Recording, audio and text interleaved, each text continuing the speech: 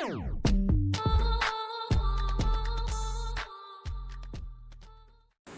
Student, आपका स्वागत है मस्क करियर एकेडमी में। आज हम लोग पढ़ने वाले हैं रसायन विज्ञान। रसायन विज्ञान में आज हम लोग पढ़ेंगे उपचयन तथा अपचयन। तो चलिए स्टूडेंट शुरू करते हैं उपचयन तथा अपचयन को। स्टूडेंट सबसे पहले जानेंगे कि उपचयन क्या है।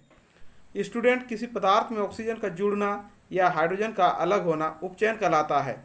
यानी किसी रासायनिक अभिक्रिया हो रहा है तो उस रासायनिक अभिक्रिया में किसी पदार्थ के साथ ऑक्सीजन जुड़ रहा है या हाइड्रोजन अलग हो रहा तो उसे उपचयन कहते हैं। स्टूडेंट किसी पदार्थ में ऑक्सीजन का जुड़ना तथा हाइड्रोजन का अलग होना उपचयन कहलाता है। जैसे Hg+O2 दोनों अभिक्रिया करके HgO बनाते हैं तो इसे क्या कहेंगे स्टूडेंट? उपचयन कहेंगे।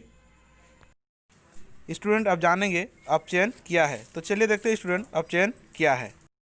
स्टूडेंट किसी पदार्थ से ऑक्सीजन का अलग होना तथा हाइड्रोजन का जुड़ना अपचयन कहलाता है। यानी किसी पदार्थ से क्या होगा स्टूडेंट? ऑक्सीजन अलग होगा या फिर हाइड्रोजन वहाँ पर जुड़ जाएगा उस पदार्थ में तो उसे क्या कहेंगे स्टूडेंट? अपचयन कहते हैं। जैसे स्टूडेंट H2 यानी हाइड्रोजन गैस प्लस I2 यानी आयोडीन दोनों आपस में अभिक्रिया करेंगे और अभिक्रिया करके 2HI बना रहे हैं यानी हाइड्रोजन आयोडाइड का निर्माण कर रहे हैं तो इससे क्या कहेंगे स्टूडेंट? अपचयन कहेंगे। यानी स्टूडेंट किसी पदार्थ में हाइड्रोजन जुड़ेगा और वहाँ से ऑक्सीजन अलग होगा तो उसे क्या कहेंगे? अपचयन कहते हैं। स्टूडेंट अब जानेंगे हम लोग रेडॉक्स अभिक्रिया। तो चलिए स्टूडेंट शुरू करते हैं रेडॉक्स अभिक्रिया क्या है। स्टूडेंट ऐसी रासायनिक अभिक्रिया जिसमें उपचयन और अपचयन की क्रिया साथ साथ संपन्न हो उसे रेडॉक्स अभिक्रिया कहते हैं। यानी स्टूडेंट जिस रासायनिक अभिक्रिया में उपचयन और अपचयन की क्रिया दोनों साथ साथ संपन्न होगा उसे रेडॉक्स अभिक्रिया कहते हैं। जैसे स्टूडेंट एक रेडॉक्स अभिक्रिया का एग्जाम्पल देखते हैं। देखिए स्टूडेंट इसमें Fe जोड़ ऑक्सीजन यानी O2 दोनों आपस में अभिक्रिया करते हैं और क्या बनाते हैं स्टूडेंट? Fe2O3 का निर्माण करते हैं। यानी Fe2O3 का क्या हो रहा है स्टूडेंट? निर्माण हो रहा है। यानी यहाँ पर Fe का उपचयन हो रहा है और ऑक्सीजन का क्या हो रहा है? अपचयन हो रहा है। तो इस रासायनिक अभिक्रिया को क्या बोलेंगे स्टूडेंट? रेडॉक्स अभिक्रिया कहेंगे। तो देखिए स्टूडेंट Fe का यहाँ क्या हो रहा है? उपचयन हो रहा है। क्यों हो रहा है? क्योंकि Fe के साथ ऑक्सीजन आकर के जुड़ रहा है इसीलिए इसमें Fe का क्या हो रहा है स्टूडेंट? उपचयन हो रहा है। और ऑक्सीजन देखिए स्टूडेंट ऑक्सीजन का क्या हो रहा है? यहाँ पर अपचयन हो रहा है। इसीलिए इस रासायनिक अभिक्रिया को क्या बोलेंगे? रेडॉक्स अभिक्रिया कहेंगे। स्टूडेंट अब शुरू करते हैं हम लोग विकृत गंधिता। तो चलिए स्टूडेंट जानते हैं विकृत गंधिता क्या है। स्टूडेंट तेल या वसा युक्त खाद्य पदार्थ उपचयित होकर अपना स्वाद एवं गंध को बदल लेते हैं। यह घटना विकृत गंधिता कहलाती है। यानी कहने का अर्थ है कि जब वसा एवं तेल युक्त खाद्य पदार्थों को बहुत अधिक दिनों तक रखा जाता है तो यह उपचयित होकर अपना स्वाद और गंध को क्या करते हैं?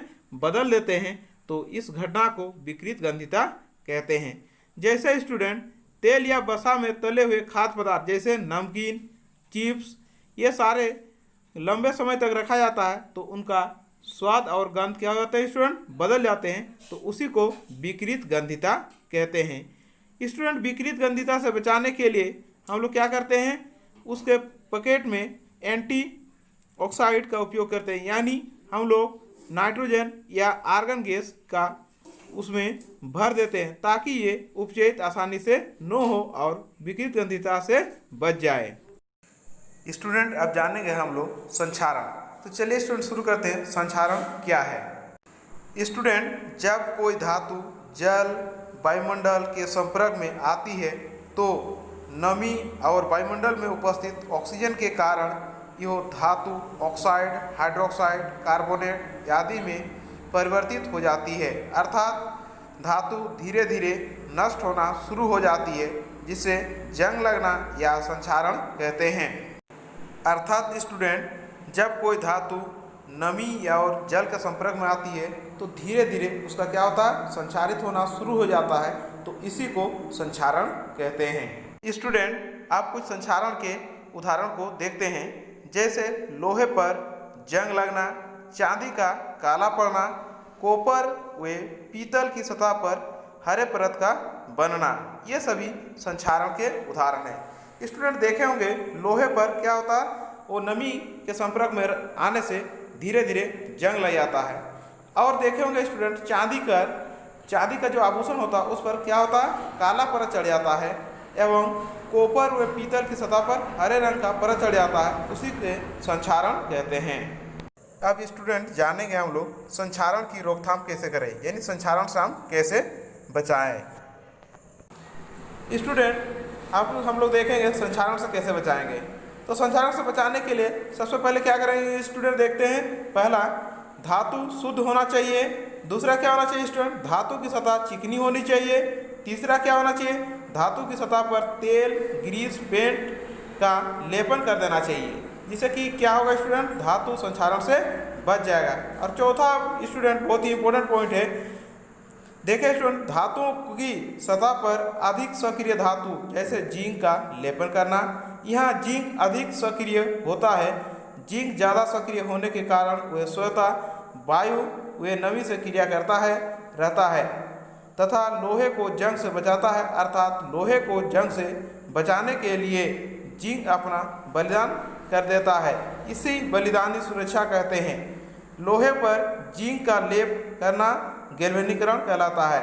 यानी स्टूडेंट समझते हैं कि धातु को क्या करना चाहिए, उसे संक्षारण से बचाने के लिए उससे क्या करना चाहिए, उससे अधिक अभिक्रियाशील धातु को उसके संपर्क के साथ जोड़ देना चाहिए, जिससे कि वो संक्षारण से बचे। स्टूडेंट अब हम लोग पांचवा पॉइंट को देखते हैं।